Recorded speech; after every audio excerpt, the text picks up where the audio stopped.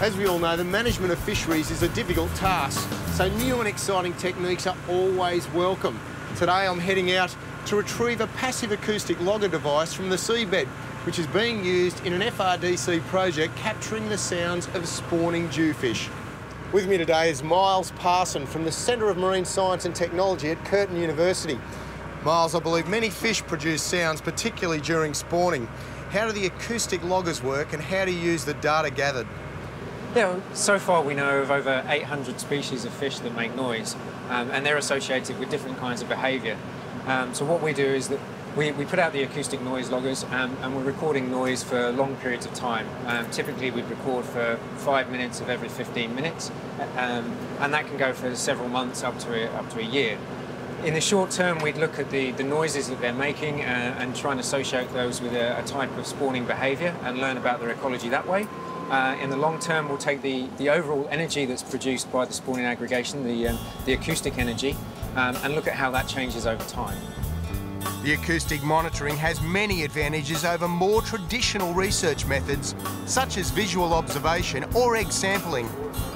A lot of spawning aggregations have different characteristics, biological characteristics and behavioural characteristics. Some species might spawn, say, in turbid waters or at night time, which restricts being able to use video sampling. Or they might spawn in an area where there's high current flow and it makes it more difficult to pick up eggs. Acoustics, sound propagates and travels a long way underwater, so we're able to actually pick up the sounds that they're making from quite a distance away. The logger which records those sounds is a robust piece of technology. Basically what we've got here is a hydrophone, or an underwater microphone. And then we've got this steel housing here, which is rated down to 1,000 metres.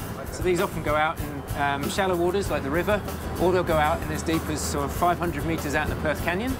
And in here we've got the logger itself and the hard drive, which takes up about that much room, and then a huge pile of batteries.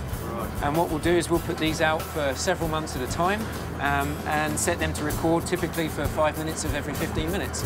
And that will give us an almost continuous data stream for the whole year. And it's a research technique applicable to many valuable fish species. This project in particular is looking at dewfish. We're also looking at snapper, pink snapper in Coburn Sound, and black brim. And then we've done a fair bit of work on Mulloway. The Mulloway research is a good example of how well acoustic logging works. Associated research involves placing a baited camera on the sea floor, as well as trapping and measuring juvenile dewfish, and even angling for adult fish. Nice research work if you can get it. And while the rest of the crew were doing that, Miles was listening with another hydrophone, and this is the kind of dewfish noise he was listening for. Not exactly top 40 hit material, but beautiful music to this scientist's ears.